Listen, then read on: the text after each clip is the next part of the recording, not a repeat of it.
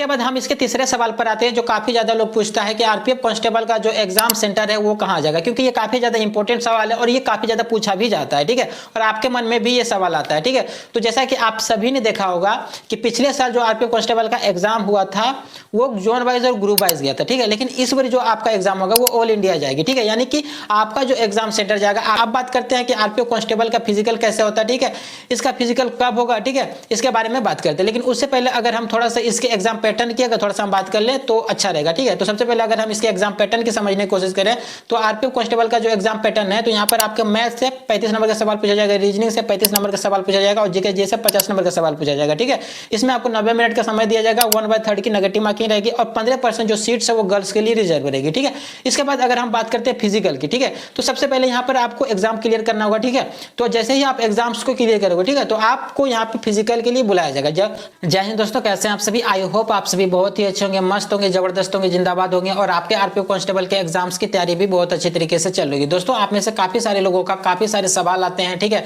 तो आज के इस वीडियो में हम आपके सारे सवालों का जवाब देने वाले हैं। दोस्तों, पहले आपका जो सबसे ज्यादा सवाल आता है वो ये आता है कि आरपीएफ कांस्टेबल में इस बार सेफ स्कोर क्या रहने वाला, मेल और फीमेल का। ठीक है, दूसरा जो सवाल आता है वो सबसे ज्यादा ये आता है कि आरपीएफ कांस्टेबल का एग्जाम कब होगा। ठीक है, इसके सिटी इंटीमेशन का लिंक कब एक्टिवेट होगा। ठीक है, इसके एडमिट कार्ड कब तक आ सकते हैं। ठीक है, इसके बाद तीसरा जो सवाल आता है वो ये होता है कि आरपीएफ कांस्टेबल का इस बार कंपटीशन कैसा रहने वाला है। ठीक है, हार्ड रहने वाला है, इजी रहने वाला, इस टाइप से काफी सारे सवाल आते हैं। ठीक है, इसके बाद चौथा जो सवाल है जो काफी ज्यादा इंपॉर्टेंट है आपके लिए वो ये है कि इसको लेकर काफी सारे लोग पूछते भी हैं कि आरपीएफ कांस्टेबल का इस बार जो फिजिकल होगा वो हार्ड होगा या इजी होगा। ठीक है, इसके फिजिकल कैसे होते हैं। ठीक है, हम लोगों को फिजिकल की तैयारी अभी से करनी चाहिए या नहीं करनी चाहिए। ठीक है, इस टाइप से काफी सारे सवाल आते हैं। तो दोस्तों, आज के इस वीडियो में हम आपके सारे सवालों का जवाब देने वाले हैं। ठीक है, तो वीडियो में शुरू से लेकर लास्ट तक बने रहना अगर आप आरपीएफ कांस्टेबल की तैयारी कर रहे हो तो। लेकिन उससे पहले अगर आप हमारे चैनल पर पहली बार आए तो वीडियो को लाइक कर देना, चैनल को सब्सक्राइब कर देना। तो चलिए बिना देरी किए वीडियो को स्टार्ट करते हैं। सबसे पहला जो सवाल आता है वो ये होता है कि आरपीएफ कांस्टेबल का सेफ स्कोर क्या रहेगा। ठीक है, मेल और फीमेल का। तो दोस्तों, सबसे पहले अगर हम बात कर लेते हैं थोड़ा सा इसके कट ऑफ को लेके, तो सबसे पहले अगर हम बात करें कि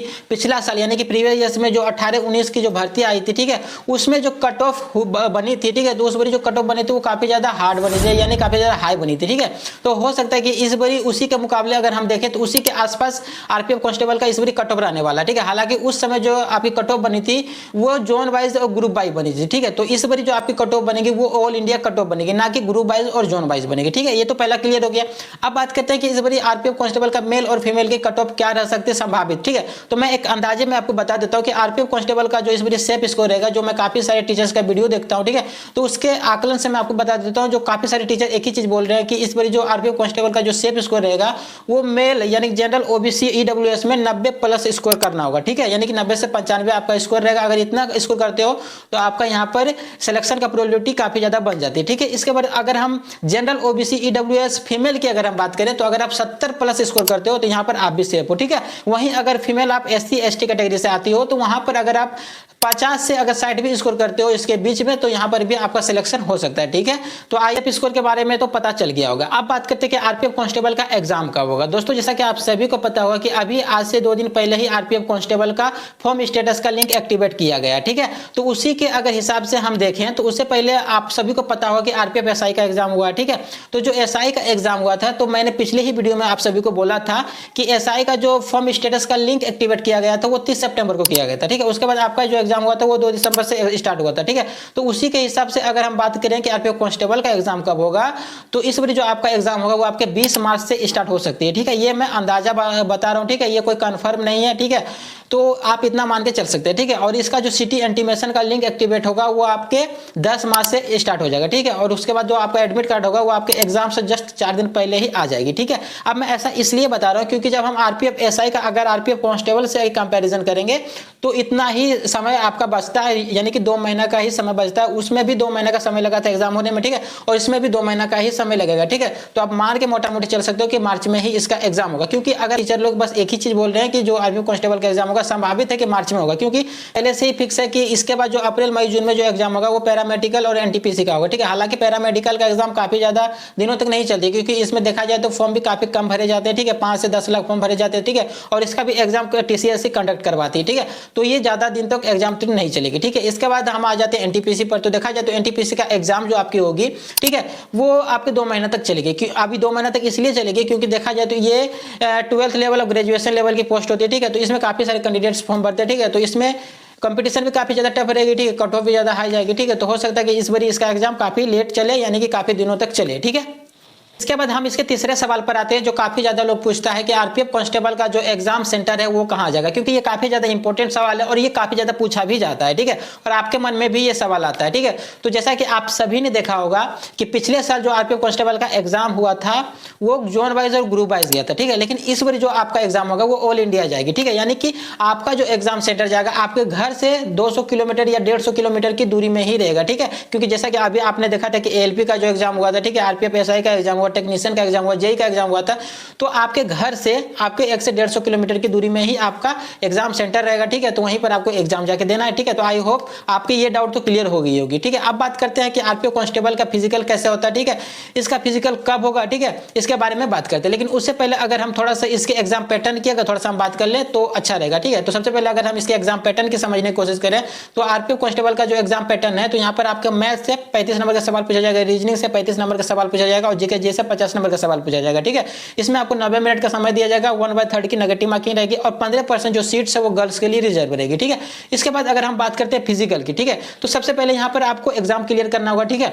तो जैसे ही आप एग्जाम्स को क्लियर करोगे, ठीक है, तो आपको यहाँ पे फिजिकल के लिए बुलाया जाएगा। जैसा कि रेलवे ने पहले ही बोला था कि हम फिजिकल्स को 15 गुना अभ्यर्थियों को बुलाएंगे फिजिकल्स के लिए, ठीक है। तो जैसे ही आप एग्जाम को क्लियर करोगे, ठीक है, उसके बाद आप फिजिकल के लिए जाओगे, ठीक है। इसके बाद अगर हम इसके फिजिकल एलिजिबिलिटी की बात करें तो यहाँ पर मेल की जो हाइट होनी चाहिए वो 165 सेंटीमीटर होनी चाहिए और फीमेल की 157 सेंटीमीटर होनी चाहिए, ठीक है। इसके बाद आपका रनिंग होता है, ठीक है। इसके बाद आपकी जो रनिंग होगी वो आपकी 1600 मीटर की होगी, ठीक है, मेल की। उसमें भी आपको 5 मिनट 45 सेकंड का समय दिया जाएगा। इसके बाद जो फीमेल की जो रनिंग होगी वो आपकी 800 मीटर की होगी, ठीक है, 4 मिनट 30 सेकंड का समय दिया जाएगा, ठीक है। इसके बाद जो आपकी हाई जंप होगी वो 9 फीट की होगी और फीमेल की जो हाई जंप होगी वो 3 फीट की होगी, ठीक है। इसके बाद अगर हम इसके हाई जंप की बात करें तो यहाँ पर मेल की जो हाई जंप होगी वो 4 फीट की होगी और फीमेल की जो होगी वो 3 फीट की होगी, ठीक है। इसके बाद हम इसके अगर लॉन्ग जंप की बात करें तो लॉन्ग जंप की जो मेल की होती है वो आपकी 14 फीट की होती है, ठीक है, फीमेल की जो होती है वो 9 फीट की होती है, ठीक है। इसके बाद हम इसके अगर चेस्ट मेजरमेंट की बात करें तो यहाँ पर फीमेल की जो होती है वो चेस्ट नहीं मांगी जाती है, सिर्फ मेल का ही चेस्ट मांगा जाता है, ठीक है। तो इसमें जो मेल की चेस्ट मांगी जाती है वो 80 से 85 सेंटीमीटर मांगी जाती है, ठीक है, जो कि जनरल ईडब्ल्यूएस वालों के लिए होता है, ठीक है। इसके बाद अगर हम बात करें आप इन सारे इवेंट्स को क्लियर करते हो, यानी कि जैसे ही आप इन सारे इवेंट्स को पास कर लेते हो, ठीक है, तो इसके बाद आपको वहीं पर फिजिकल ग्राउंड पर ही आपको एक प्रमाण पत्र दिया जाता है, ठीक है, वहां पर साइन मोहर मारा हुआ होता है, ठीक है, और आपको वहां पर वो चीज देके बता दिया जाता है कि आपका यहाँ पर फिजिकल क्वालिफाई हो गया। लेकिन इसमें काफी सारे कैंडिडेट्स ऐसे भी होते हैं जिसका फिजिकल क्वालिफाई नहीं हो पाता है, ठीक है। तो जिनका फिजिकल क्वालिफाई नहीं हो पाता उनको भी एक प्रमाण पत्र दे दिया जाता है, ठीक है, वहां पर साइन मोहर मार के एक सर्टिफिकेट होता है वो दे दिया जाता है, ठीक है। उसमें लिखा होता है कि आप किस चीज में गलती किए थे, ठीक है, आपका कौन सा इवेंट क्लियर नहीं हो पाया था, ठीक है, उस पर आपको नेक्स्ट टाइम मेहनत करना होता है, ठीक है। जैसे आप मेहनत करोगे, ठीक है, उसके बाद फिर से आपको यही सारा प्रोसेस से गुजरना पड़ता है। पहले सीबीटी एग्जाम देना पड़ता है, फिर उसके बाद आपका फिजिकल होगा, ठीक है, इसके बाद आपका मेडिकल होती है, ठीक है, उसके बाद आपका डॉक्यूमेंट वेरिफिकेशन होती है, ठीक है। तो जैसे ही आप इन सारे इवेंट को क्लियर करोगे तो उसके बाद आपके घर पर एक ज्वाइनिंग लेटर आ जाती है, ठीक है, इसके बाद आपकी जॉब लग जाती है, ठीक है। तो आई होप सो आपको ये सारी चीजें समझ में आ गई होगी और मैंने एक ही छोटे से वीडियो में आपको ये सारी चीज क्लियर कर दिया, ठीक है। इसके अलावा कोई डाउट या क्वेरीज है कमेंट में जरूर पूछिए। चलिए मिलते किसी और वीडियो में, तब तक के लिए जय हिंद, वंदे मातरम।